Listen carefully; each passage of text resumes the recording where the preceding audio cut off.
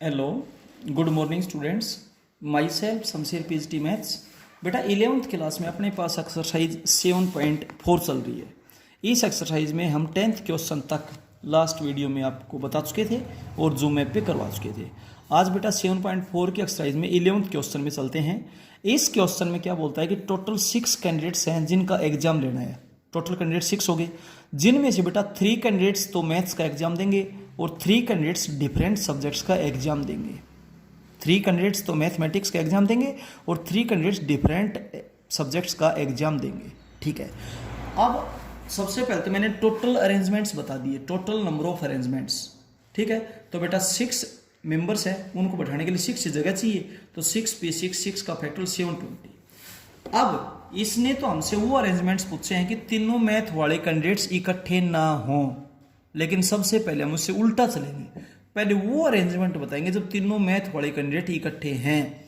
First of all we will find out those arrangements when all 3 mathematics candidates are together. जब तीनों math वाले इकट्ठे हैं तो बेटा तीनों मैथ वालों को तो हम एक मान लेंगे, और बेटा ये 3 कैंडिडेट और रहे, तो टोटल कैंडिडेट आपके पास हो जाएंगे बेटा 4, 1 2 3 4।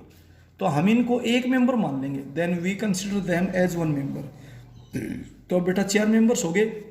Now these 4 candidates can be arranged in 4p4। 4 का फैक्टोरियल बेटा 24। लेकिन ये मैथ वाले आपस में तो अरेंज होंगे कि नहीं होंगे भाई, तो इनकी आपसी अरेंजमेंट करेंगे अब बेटा। But these 3 mathematics candidates can be arranged into themselves in 3p3 ways. ठीक है बेटा, तो 3 का फैक्टोरियल यानी कि 6 वे। तो number of arrangements when 3 mathematics candidates are together. जब तीनों मैथ्स वाले बच्चे इकट्ठे हैं तो अरेंजमेंट्स कितने होंगे, 24 मल्टीप्लाई 6।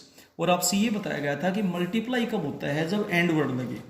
ठीक है, अब बेटा आपके रिक्वायर्ड अरेंजमेंट्स यानी कि आपने बताने वो हैं जब मैथ वाले इकट्ठे ना हो, तो टोटल अरेंजमेंट्स में से वो अरेंजमेंट सब्ट्रैक्ट कर दो जब ये तीनों मैथ्स वाले बच्चे इकट्ठे हैं, तो आपके पास वो अरेंजमेंट्स आ जाएंगे जब तीनों मैथ वाले बच्चे इकट्ठे नहीं है। क्लियर हो गया? ये था बेटा क्वेश्चन नंबर 11। अब चलते हैं क्वेश्चन नंबर 12 में। The given word is Delhi. एक वर्ड दे रखे दिल्ली। दिल्ली में कितने लेटर्स आपके पास? 5 है, DELHI।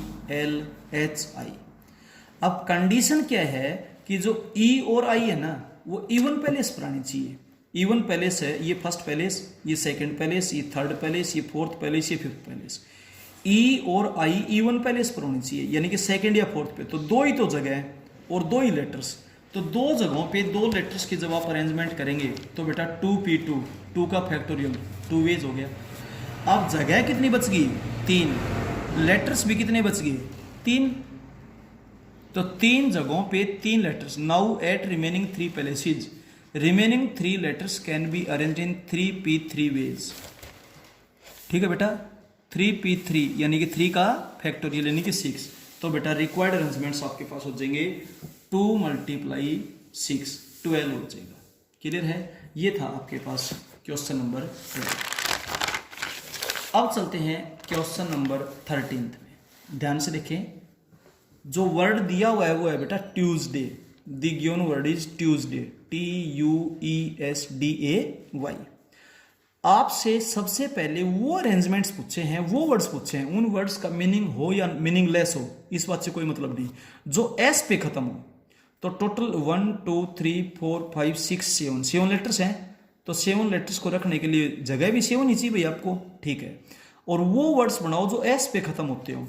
तो बेटा लास्ट जो पैलेस है वो तो फिक्स कर दिया एस से, S is fix eight 7th palace. तो इसको भरने का तो एक ही रास्ता हुआ, आपको यही भरना पड़ेगा।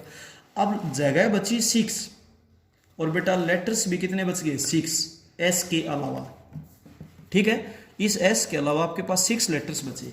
तो बेटा 6 पैलेसेस पर रिमेनिंग 6 लेटर्स की अरेंजमेंट कितने वे से हो पाएगी बेटा? 6 पे 6 का फैक्टोरियल यानी कि 720। फिर इन्हीं वर्ड्स में से वो वर्ड्स और पूछे जो एस पे खत्म हो रहे थे, वो डी पे स्टार्ट हो। तो एस तो फिक्स था लास्ट में, डी स्टार्ट हो गया शुरू में। Now first and 7th place, first and 7th place are fixed with D and S. ये डी से और ये एस से फिक्स हो गया, तो इनको भरने का तो एक ही रास्ता हुआ बेटा, that is in 1 way. Clear हो गया? अब जगह कितनी बची? 5। लेटर भी कितने बचे 5। Now at remaining 5 palaces remaining 5 letters can be arranged in 5p5। तो बेटा इनको फिलअप करने के लिए 5 का फैक्टोरियल यानी कि 120 वेज आपके पास होंगे फिलअप करने के। क्लियर हो गया।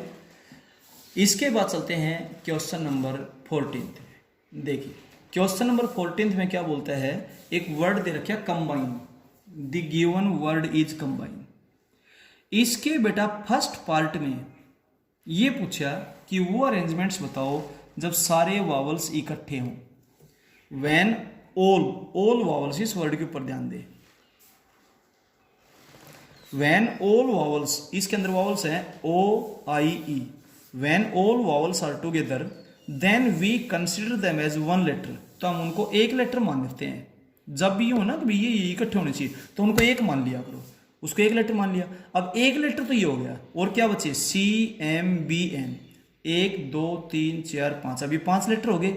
Now these 5 letters can be arranged in 5p5 ways, यानी कि 5 का फैक्टोरियल 120। बट ये जो वावल्स हैं इनकी आपसी अरेंजमेंट तो होगी कि नहीं होगी भाई, इनको तो दाएं बाएं कर सकते हैं आपस में, तो भी इकट्ठे रहेंगे। But these 3 vowels can be arranged into themselves in 3p3, 3 का फैक्टोरियल यानी कि 6 हो गया। तो बेटा रिक्वायर्ड अरेंजमेंट्स हो जाएंगे 120 मल्टीप्लाई 6 से 120। अब इसे क्वेश्चन में सुनिए, यूं कहे कि सभी वावल्स इकट्ठे ना हो तो पहले तो आप बताएंगे टोटल अरेंजमेंट्स। टोटल अरेंजमेंट्स होंगे 7 हैं, तो 7 की 7 जगहों पर अरेंजमेंट होगी 7p7, 7 का फैक्टोरियल, और उसमें से ये सब्ट्रैक्ट कर देंगे जब सभी वावल्स इकट्ठे हैं। तो वो अरेंजमेंट्स आ जाएंगे जब सभी वावल्स इकट्ठे नहीं है। बट लैंग्वेज का डिफरेंस है। सेकंड पार्ट में ये बात नहीं पूछी सभी वावल इकट्ठे ना हो, सेकंड पार्ट में पूछा है no two vowels are together, no two, कोई 2 वावल्स भी इकट्ठे ना हो।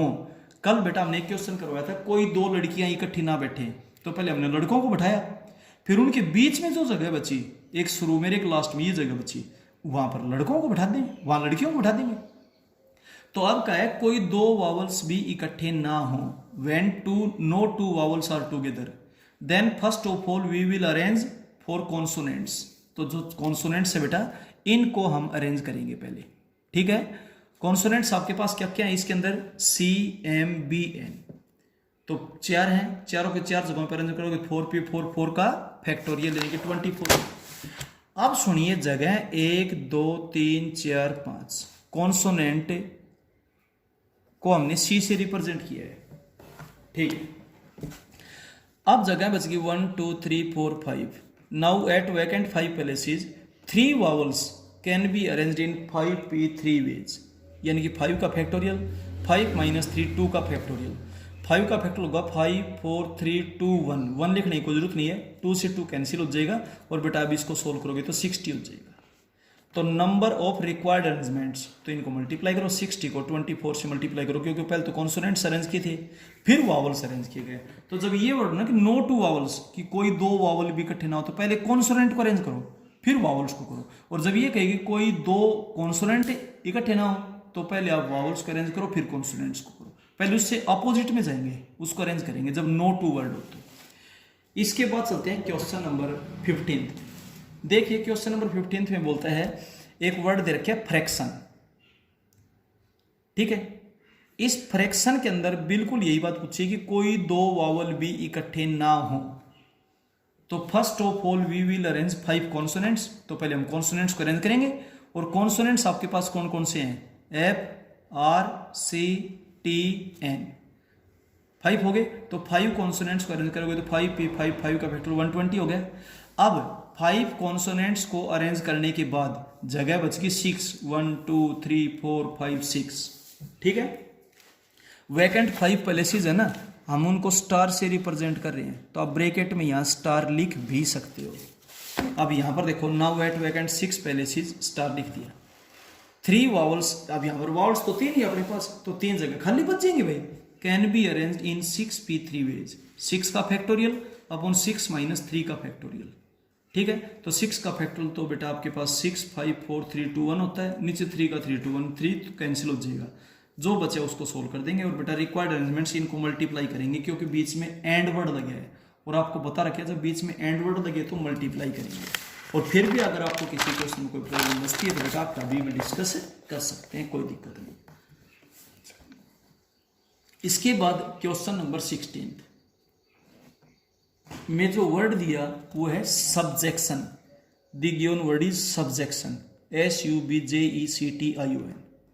अब सब्जेक्शन वर्ड के अंदर वावल्स और कॉन्सोनेंट्स आपने छाटने हैं। तो कॉन्सोनेंट्स आपके पास क्या क्या है भाई, S, B, J, C, T, N, और ये वावल्स है भाई, जो बच गए वो वावल्स बच गए। ठीक है, तो इसने ये कहा कि इनकी रिलेटिव पोजीशन चेंज ना हो, कॉन्सोनेंट की जगह कॉन्सोनेंट ही जाए और वावल की जगह वावल ही जाए। तो we have to arrange these letters in such a way, हमने इन लेटर्स को इस तरीके से अरेंज करना है, the relative position of vowels and consonants is not change, कि इनकी रिलेटिव पोजीशन चेंज ना हो, एक वावल की जगह वावल ही रिप्लेस हो और एक कॉन्सोनेंट की जगह कॉन्सोनेंट ही रिप्लेस हो। ठीक है, इस तरीके से आपने करना है। तो कॉन्सोनेंट्स आपके पास है 1 2 3 4 5 6, इन 6 की आपसे अरेंजमेंट करेंगे, और वावल्स कितने हैं 4, इन 4 की आपसे अरेंजमेंट करेंगे। That is 4 vowels can be arrange into themselves, vowels की आपस में अरेंजमेंट करनी है। तो 4 पे 4 का फैक्टोरियल 24 हो गया। अब 6 कॉन्सोनेंट्स हैं, उनकी आपस में अरेंजमेंट करेंगे 6 जगहों पे। 6 consonants can be arrange into themselves in 6 P 6 का फैक्टोरियल 720 हो गया। ठीक है, और अगर वैसे अरेंजमेंट पूछता टोटल, तो टोटल अरेंजमेंट, तो टोटल कितने लेटर्स हैं 1 2 3 4 5 6 7 8 9 10, तो 10 पे 10 का फैक्टर होता है। सारे वावल्स इकट्ठे होते इकट्ठे लेकर कर देंगे, कोई 2 वावल भी इकट्ठे ना आए तो पहले कॉन्सोनेंट को अरेंज करें। तो क्वेश्चन की कंडीशन को ध्यान से देखें, पढ़ें और समझें। ठीक है, तो कंडीशन में डिफरेंस होता है, कैसे भी घुमा फिरा के पूछ सकता है। इसमें यह कहा है कि कॉन्सोनेंट की जगह कॉन्सोनेंट ही जाए, वावल की जगह वावल ही जाए, ये नहीं कि आपसे अरेंजमेंट करें। क्लियर है। अब चलते हैं क्वेश्चन नंबर 17 में। क्वेश्चन नंबर 17 में क्या बोलता है, गिवन वर्ड है pencil, the given word is pencil. अब फर्स्ट पार्ट में आपसे वो अरेंजमेंट्स पूछे गए हैं जब ई के बाद हमेशा एन रहे।